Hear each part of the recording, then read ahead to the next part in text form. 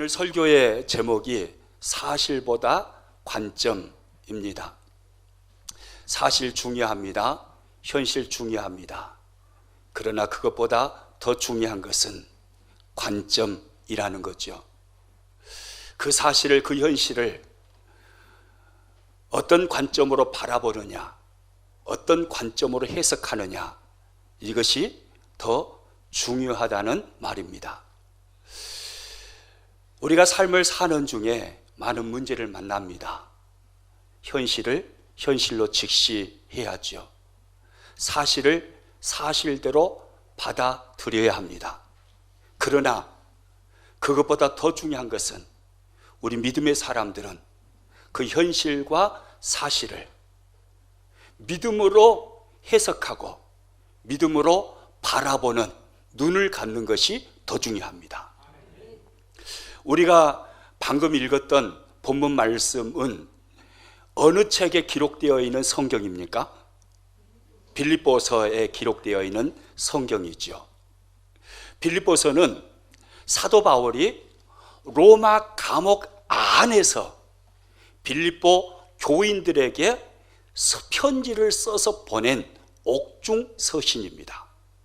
그러니까 사도 바울이 지금 있는 현장, 사도 바울이 지금 맞이한 현실, 그 사실, 그것은 감옥 안이죠. 바울은 감옥 안에 있습니다. 이것이 바울이 만난 현실이고 이것이 팩트입니다. 그래서 오늘 본문 말씀을 자세히 보시면요, 바울은 자신이 감옥에 갇혀 있다라는 표현을 자주 사용하고 있습니다. 오늘 본문 12절 말씀 같이 읽습니다. 형제들아, 내가 당한 일이 도리어. 바울이 지금 어떤 일을 당했다는 거예요. 복음을 전하다가 감옥에 갇혀 있다는 거죠. 또 13절입니다. 이러므로 나의 매임이 그리스도 안에서. 바울은 자신이 매여 있다라고 말합니다. 감옥 안에 매여 있는 현실, 이것이 바울이 만난 오늘의 현실입니다. 그리고 14절 말씀입니다. 형제 중 다수가 나의 매임으로 말미암아. 역시 자신이 매여 있다라고 말하죠. 또 17절입니다. 그들은 나의 매임에 괴로움을 더하게 할 줄로 생각하며. 바울은 자신이 매여 있다라고 말을 하고 있습니다. 여러분, 그렇습니다. 바울은 이처럼 감옥에 매여 있는 신세입니다. 감옥 안에 갇혀 있습니다. 이것이 바울이 만난 현실이고 이게 사실입니다. 바울은 그 끔찍한 감옥에서 고난과 고통을 당하고 있는 것입니다.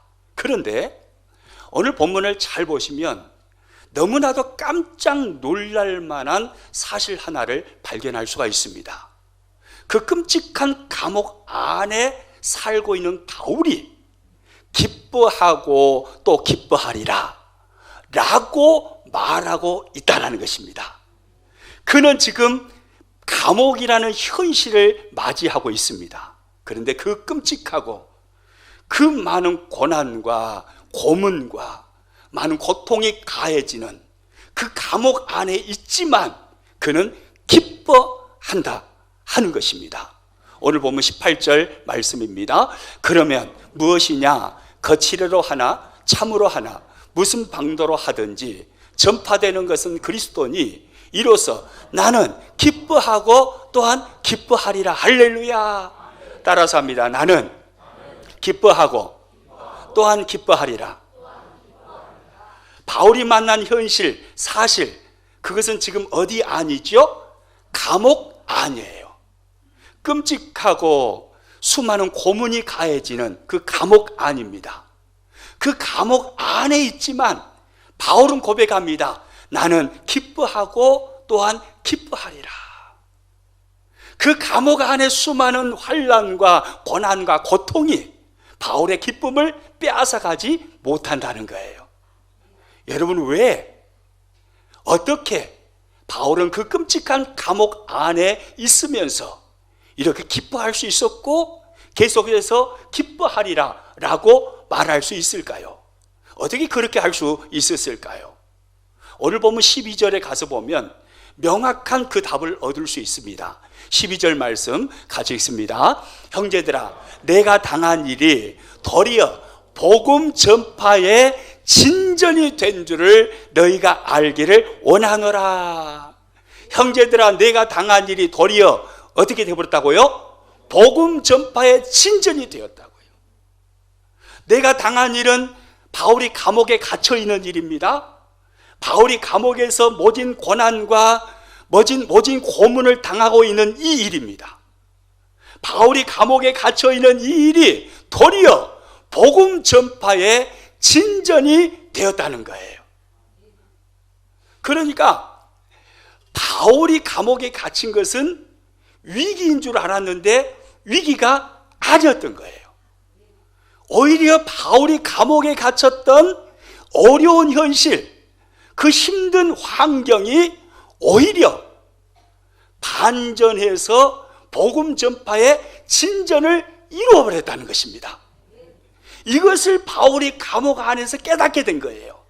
이 사실을 발견하고 나서 보니까 이 관점으로 자신이 감옥 안에 있는 그 삶을 해석하고 나서 보니까 오히려 자신이 감옥 안에 있는 것이 기쁨이고 오히려 감사하다라는 거예요. 그러면 바울이 감옥 안에 갇힘으로 인하여 이루어진 복음 전파의 진전은 구체적으로 무엇이었을까요?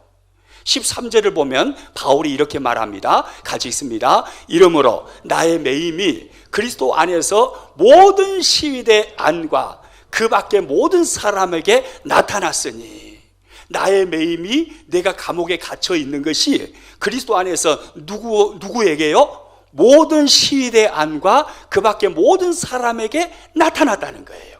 이게 무슨 말이냐면 바울이 감옥에 갇힘으로 인해서 모든 시위대 안과 그 밖의 모든 사람들에게 복음이 증거되는 기회가 되었다는 것입니다. 오히려 그것이 감옥 안에 갇혀있는 그것이 시대 안의 모든 사람들을 복음으로 구원하는 역사를 만들어 내버렸다는 거예요. 바울은요, 당시에 미결수 죄수였습니다. 황제의 재판을 받기 위해서 2년 동안 감옥 안에 갇혀 있는 것입니다. 그 2년 동안 감옥 안에 갇혀 있을 때 황제를 경호하는 시위대들이 바울이 갇혀 있는 그 감옥 안에서 바울을 지키는 것입니다. 그러니까 황실에서 황제를 경호하는 그 시위대들이, 그 실력자들이 바울에게 와서 바울을 지키고 있는데 바울은 그 안에서 그들에게 복음을 전하는 거예요. 바울이 예수님을 전하니까 그 시위대들은 듣기 싫어도 들어야 되잖아요. 바울이 계속해서 감옥 안에서 예수님을 말하는 겁니다. 듣기 싫어도 그들은 바울이 말하는 복음을 들을 수밖에 없었습니다. 듣다 보니까 그 황실 경호를 맡고 있는 시위대, 그 실력자들이 예수님을 믿어버리게 된 거예요. 이런 역사가 일어나 버린 것입니다. 그래서요, 바울은 빌립보서를 마치면서 빌립보서 4장 21절과 22절에 가서 보면 많은 사람들에게 문안하라고 말을 하면서 빌립보 교인들에게 이 사람들을 거론합니다. 빌립보서 4장 21절 22절입니다. 그리스도 예수 안에 있는 성도에게 각각 문안하라. 특히 가이사의 집 사람들 중 몇이니라.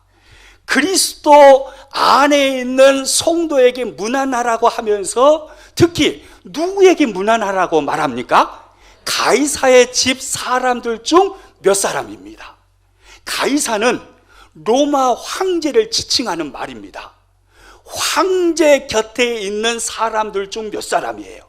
그러니까 황실에서 황제와 같이 살고 있는 그 실력자들, 그들에게 문안하라는 거예요.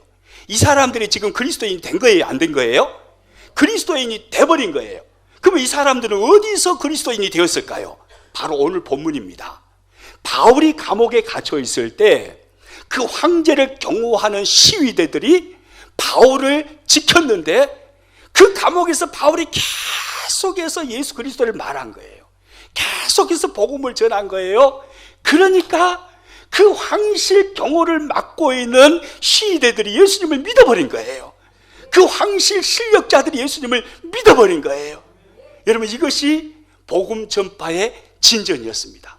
한번 생각해 보세요. 바울이 평범한 방법으로 복음을 로마에 들어가서 전했다면, 그랬다면 황실에서 경호하는 그 실력자, 그 유명한 사람들을 만나서 그들에게 복음을 전해서 그들을 구원할 수 있는 방법이 더 많았을까요? 아니면 감옥에 안에 있을 때보다 더 적었을까요? 훨씬 적었겠죠. 평범하게 복음을 전했다면 그 사람들을 만나는 것 자체가 어렵잖아요. 그런데 하나님은요, 너무나 놀라운 방법이에요. 하나님은 바울을 감옥 안에 넣어놓고 그 감옥 안에다가 황실 경호를 맡고 있는 시위대들을 보내는 거예요. 그래서 그 감옥 안에서 바울을 통해서 복음을 듣게 만들고 그들이 예수님을 믿어버리게 만드시는 거예요.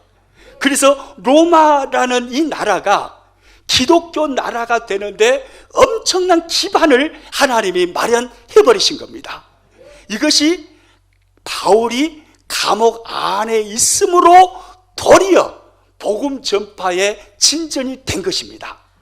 그리고요, 또 14절에 가서 보면 성경이 이렇게 말씀합니다. 같이 읽습니다. 형제 중 다수가 나의 매임으로 말미암아 주 안에서 신뢰함으로 겁없이 하나님의 말씀을 더욱 담대히 전하게 되었느니라. 무슨 말이냐면, 로마 교회의 많은 성도들이 바울의 모습을 보고 도전을 받고 감동을 받아서 바울을 대신하여서 복음을 전하는 사람들이 되었다라는 거예요. 바울은 감옥 안에 있으면서도 감옥 안에 있는 다른 사람들에게, 그리고 지키는 군사들에게 계속해서 복음을 전했습니다. 그 모습을 보면서 로마 교회 성도들이 감동을 받은 거예요. 아니, 감옥에 갇혀 있으면서도 저렇게 하는가? 어떻게 감옥 안에 있으면서까지 그렇게 위험을 무릅쓰고 예수님을 전할 수 있을까? 이것을 보면서요, 로마 교회 성도들이 도전을 받아요. 감동을 받은 거예요. 그러면서 그들이 생각을 합니다. 아, 바울이 없는 자리를 우리가 그 자리에서 일을 해야 되겠구나. 바울이 없는 자리를 우리가 채워야겠구나. 그러면서 바울을 대신해서 열심을 다해서 복음을 전하는 사람들이 되어버린 것입니다. 그 수가 소수예요, 다수예요? 다수예요. 형제 중 많은 사람들이 바울을 바라보면서 도전받고 감동받아서 그들이 복음의 일꾼으로 일어난 것입니다. 이것이 복음 전파의 진전이었어요. 바울은요, 감옥 안에 있으면서 이것을 본 거예요. 아, 내가 감옥 안에 있는 게 이게 위기가 아니구나. 이게 내 인생의 실패가 아니구나. 하나님은 이것을 통해서 오히려 황실에 경호를 맡고 있는 실력자들에게 복음을 전하게 하시고 로마 황실을 변화시켜 가기를 원하시는구나. 아, 내가 감옥에 있는 이것을 통해서 하나님은 로마에 복음의 열정이 꺼져 있는 수많은 사람들에게 복음의 열정을 살리시고 그들을 통해서 하나님이 일을 하시는구나. 이것을 바울이 본 것입니다. 그걸 보고 나니까 자신의 감옥에 갇혀 있다라는 그 현실을 그 관점으로 보고 그 관점으로 해석하고 나서 보니까 이것이 감옥 안에 있는 것이 슬픈 일인 거예요? 기쁜 일인 거예요? 오히려 기쁜 일인 거예요. 그러니까 바울은 내가 기뻐하고 또 기뻐하리라 그렇게 말하고 있는 거예요. 여러분, 우리 믿음의 사람은요, 내가 만난 현실, 나에게 찾아온 그 사실, 그것을 어떻게 바라보고 어떻게 해석하느냐, 이것은 대단히 중요합니다. 오늘 본문을 통해서 우리가 깨닫게 되는 것, 하나님의 생각과 사람의 생각은 참으로 많이 다르다는 거예요. 여러분, 하나님의 생각과 사람의 생각은 참 많이 다릅니다. 바울이 감옥에 갇히게 되자 아마 빌립보 교인들은 그렇게 생각했을 것입니다. 복음 전파에 큰 위기가 찾아왔다. 바울이 감옥에 갇혀버렸으니 이제 하나님의 교회들마다 문제가 생기게 됐다. 이렇게 아마 생각을 했을 것입니다. 이게 사람의 생각이죠. 그러나 하나님의 생각은 달랐습니다. 바울이 감옥에 갇힘으로 인해서 하나님은 로마 황실을 변화시키기를 원한 것입니다. 바울이 감옥에 갇힘으로 인해서 수많은 로마 사람들이 바울에게 도전을 받고 그들이 복음의 일꾼으로 일어나기를 원하신 것입니다. 이게 하나님의 생각이었어요. 사람의 생각과 하나님의 생각은 이렇게 차이가 있어요. 그래서요, 이사야 선지서를 가서 보면 하나님은 이사야 선지자를 통해서 우리들에게 이렇게 말씀을 합니다. 이사야 55장 8절입니다. 이는 내 생각이 너희의 생각과 다르며 내 길은 너희의 길과 다름이니라. 여호와의 말씀이니라. 하나님이 말씀하십니다. 내 생각이 너희의 생각과 같다고요? 다르다고요? 다르다. 내 생각은 너희의 생각과 다르다. 사람의 생각과 하나님의 생각에 너무 많은 차이가 있다라는 거예요. 마태복음 16장에 가서 보면요, 베드로가 예수님께 신앙 고백을 합니다. 주는 그리스도시요 살아계신 하나님의 아들이십니다. 그 신앙 고백을 주님이 들으시고 몹시 기뻐하셨습니다. 그래서 말씀하죠. 너의 이 신앙 고백 위에 내 교회를 세우리라. 그리고 난 후에 예수님은 베드로에게 말씀하셨습니다. 예수님께서 십자가에서 고난받으시고 죽으실 것에 대해서 말씀하셨습니다. 그러자 베드로가 그럽니다. 항변하지요. 주님, 무슨 말씀을 그렇게 하십니까? 예수님께서는 그런 일이 절대로 일어나서도 안 되고 일어나면 일어날 수가 없습니다. 주님께 무슨 그런 일이 일어나겠습니까? 예수님이 십자가에 죽으시다니요. 말도 안 되는 소리 하지 마십시오. 그때 예수님은 베드로의 그 항변의 소리를 들으시고 예수님께서 책망을 하십니까? 아니면 칭찬을 하십니까? 아유, 네가 나를 그렇게 생각해 줄 줄은 몰랐다. 야, 고맙다. 야, 그래도 내가 십자가에 죽은다 하니까 나를 걱정해 주는 사람은 너밖에 없는 것 같다. 진짜 고맙다. 아이고 고맙다. 베드로에게 그렇게 말한가요? 아니에요. 예수님은요, 그렇게 항변하는 베드로를 향하여서 호되게 책망을 하십니다. 마태복음 16장 23절입니다. 사탄아, 내 뒤로 물러가라. 너는 나를 넘어지게 하는 자로다. 내가 하나님의 일을 생각하지 아니하고 도리어 사람의 일을 생각하는도다. 베드로가 책망을 받잖아요. 사탄아, 물러가라. 불시에 베드로는 사탄이라고 주님 앞에 책망을 받습니다. 주님이 책망하시는 이유가 뭡니까?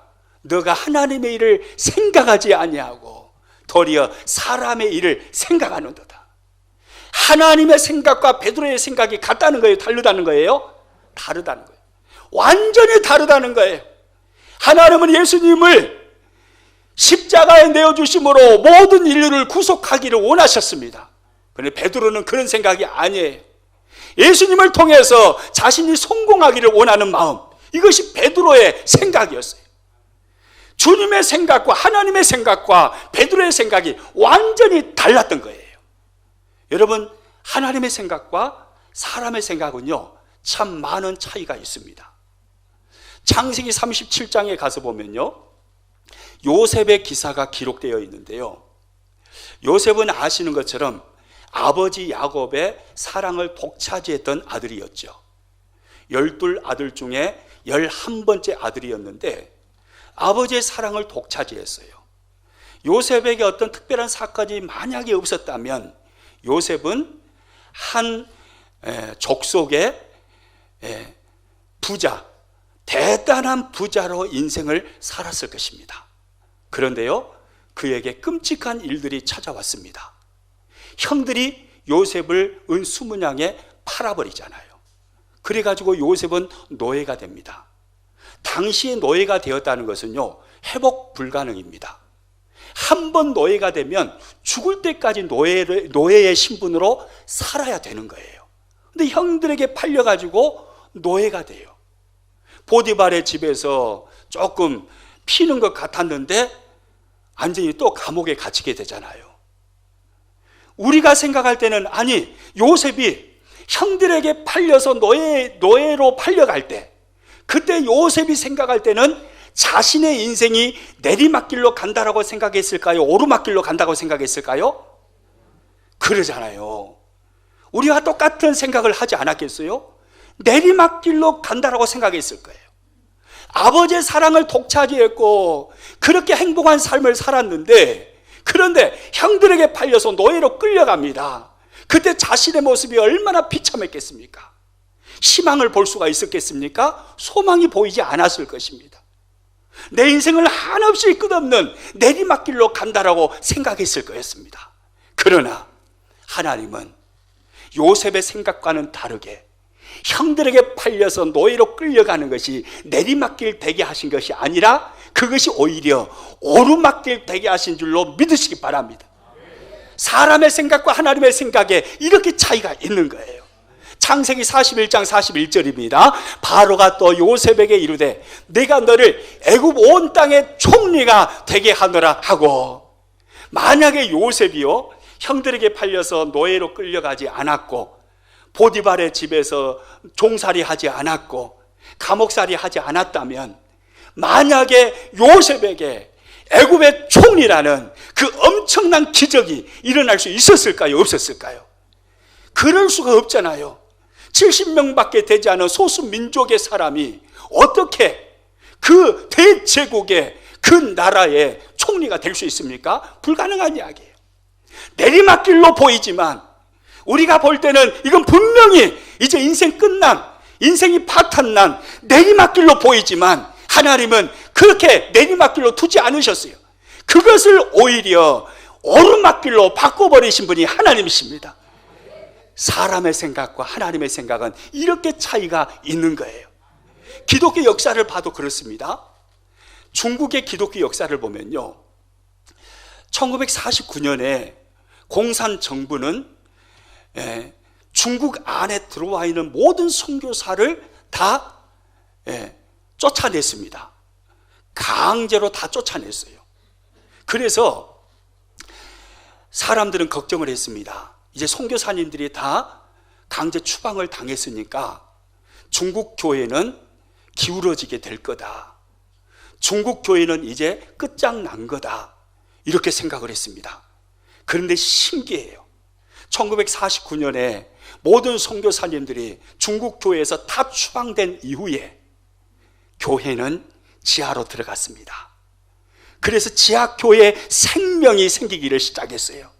그리고 스스로 선교사님이 아니어도 스스로 중국 사람들이 신학을 배우고 신학을 공부하고 성경을 연구해서 중국 사람들에 의해서 교회가 폭발적으로 일어나기를 시작하는 거예요. 그리고 수십 년이 지난 지금 중국에는요 1억 명이 넘는 성도로 추산되는 수많은 그리스도인들이 지하교회에서 신앙생활을 하고 있습니다. 사람의 생각과 하나님의 생각은 완전히 다르잖아요. 선교사님들이 다 추방되니까 끝났다라고 사람들이 생각합니다. 그런데 아니에요. 하나님은 그것을 통해서 지하교회를 일으키시고 지하교회를 통해서 현지인들을 세우심으로 중국을 대부흥의 역사로 만들어 내버린 것입니다. 사람의 생각과 하나님의 생각이 이렇게 달라요.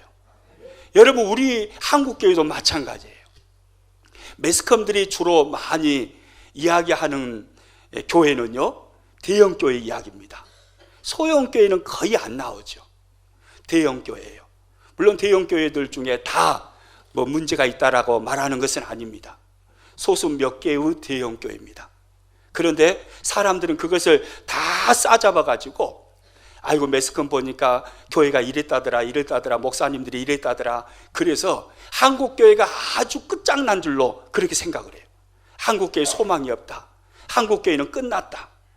여러분, 그런데 그걸 아십니까?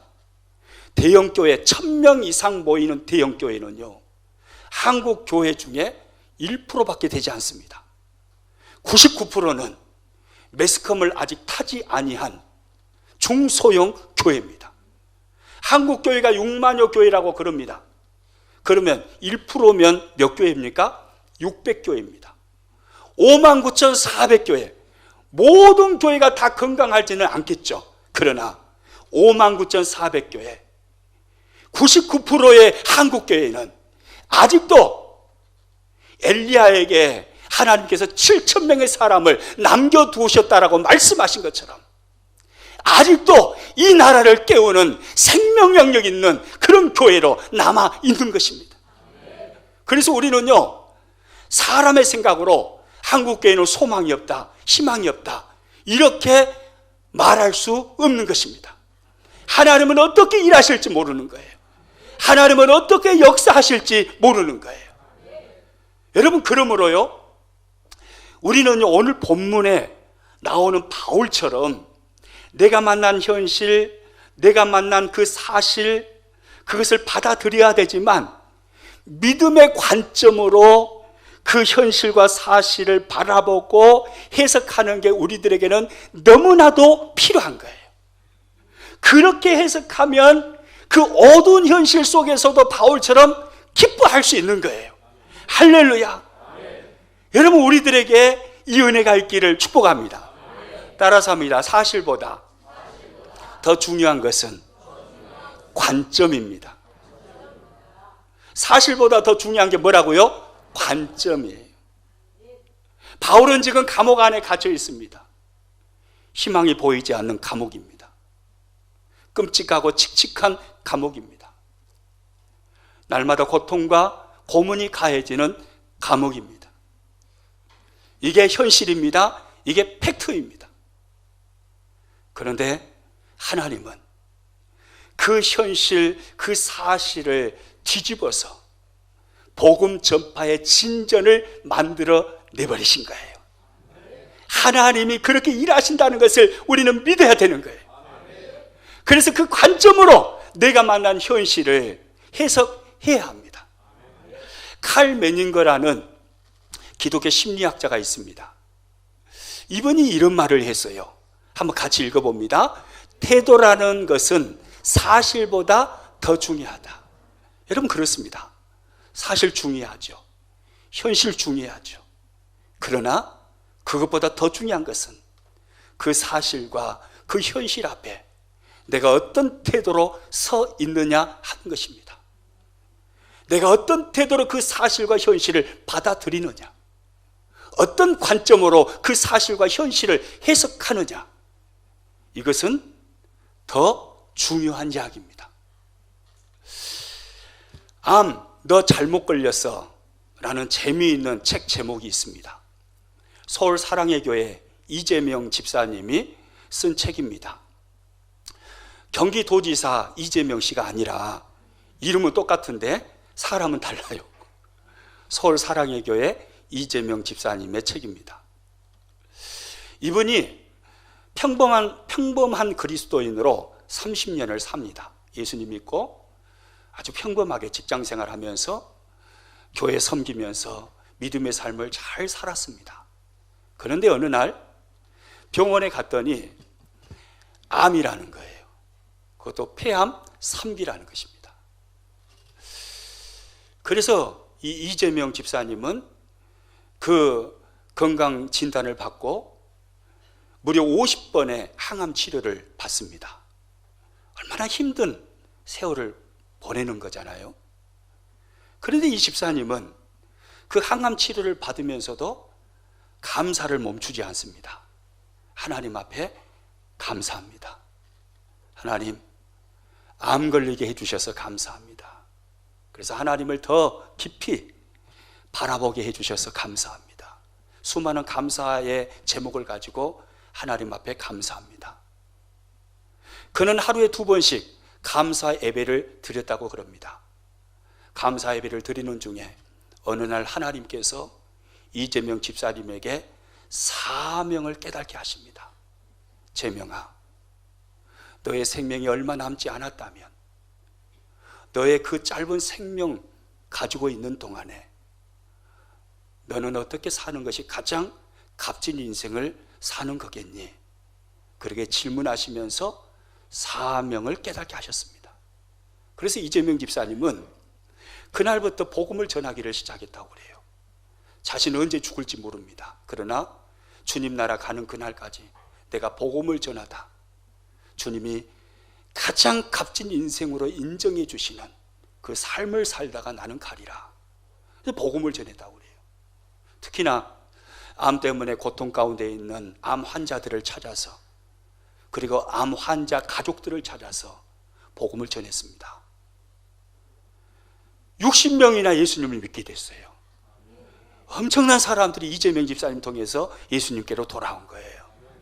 놀라운 것은 지존파 아시잖아요. 이 지존파, 이 끔찍한 이 살인마, 이 지존파가 이 이재명 집사님의 끈질긴 전도를 통해서 회개하고 돌이켜버린 거예요. 그리고 이재명 집사님은 암 3기였는데 그의 암이 나섰을 것 같아요? 안 나섰을 것 같아요? 나서버렸어요. 지금도 살아있단 게요. 나서버렸어요. 그래서 암 때문에 고통받고 있는 수많은 사람들에게 자신의 간증을 말하면서 암, 너 잘못 걸렸어, 이 제목으로 암 환자들을 위로한다는 거예요. 어떻게 해석하느냐? 대단히 중요합니다. 암이라는 현실, 그 사실입니다. 팩트입니다. 이걸 부인할 수는 없습니다. 받아들여야 합니다. 그러나 나는 믿음의 사람으로서 암이라는 그 현실과 사실을 어떻게 해석하느냐, 이건 더 중요한 이야기입니다. 그 해석으로 인해서 인생의 후반전이 완전히 뒤집어져 버리는 거예요. 민수기 13장 14장에 가서 보면요, 가데스 바네아에서 12명의 정탐꾼들이 가나안 정탐의 파송을 받습니다. 그래서 그들은 가나안 땅 이곳저곳을 다니면서 가나안 조사를 해요. 그들이 본 사실을 40일이 마친 후에 돌아와서 보고를 합니다. 그들이 보고한 게 틀린 게 아닙니다. 가나안 땅은 젖과 꿀이 흐르는 땅이었지만 동시에 거기에 살고 있는 사람들은 거인 족속이 많았습니다. 그리고 성은 크고 견고하였습니다. 이게 사실입니다. 그 사실 앞에서 10명의 정탐꾼들은 그렇게 보고를 했습니다. 사실을 이야기하면서 우리는 절대로 그들을 이길 수 없습니다. 우리는 그들 앞에 메뚜기일 뿐입니다. 그 사실 앞에서 자신의 생각으로 해석을 한 거죠. 그런데 여호수아와 갈렙은 달랐습니다. 똑같은 것을 보았습니다. 동시에 돌아왔습니다. 그들은 사실을 부인한 게 아닙니다. 인정했습니다. 가나안 땅에 거인 족속이 살고 있고 성이 크고 견고하다는 것, 그거 사실 받아들였습니다. 그런데 그들은 말했습니다. 두려워하지 마십시오. 하나님이 우리와 함께 하십니다. 그들은 우리 앞에 밥입니다. 여러분 두려워하지 마십시오. 전능하신 하나님이 우리와 함께 계십니다. 사실을 부인한 게 아니에요. 사실을 받아들였어요. 그런데 그들은 믿음으로 해석했습니다. 하나님은 이 땅을 우리에게 주시기로 약속하셨습니다. 하나님이 반드시 주실 것입니다. 하나님은 크고 강하신 분이십니다. 여러분 두려워하지 마십시오. 민수기 14장 9절입니다. 같이 읽습니다. 그 땅 백성을 두려워하지 말라. 그들은 우리의 먹이라. 그들의 보호자는 그들에게서 떠났고 여호와는 우리와 함께 하시느니라. 그들을 두려워하지 말라 하나. 할렐루야. 현실과 사실, 그것보다 더 중요한 것은 어떤 관점으로 바라보고 어떤 관점으로 해석하느냐입니다. 저와 여러분에게 어떤 현실, 어떤 사실이 찾아와 있습니까? 어떤 분에게는 실패라는 현실, 사실이 찾아와 있을 것입니다. 어떤 분에게는 큰 상처라는 현실과 사실이 찾아와 있을 것입니다.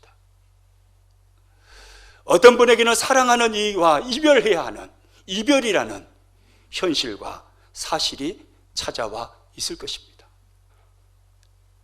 어떤 분은 교통사고를 당해서 몸이 좋지 않은 그런 현실과 사실과 맞닥뜨리고 있는지도 모릅니다.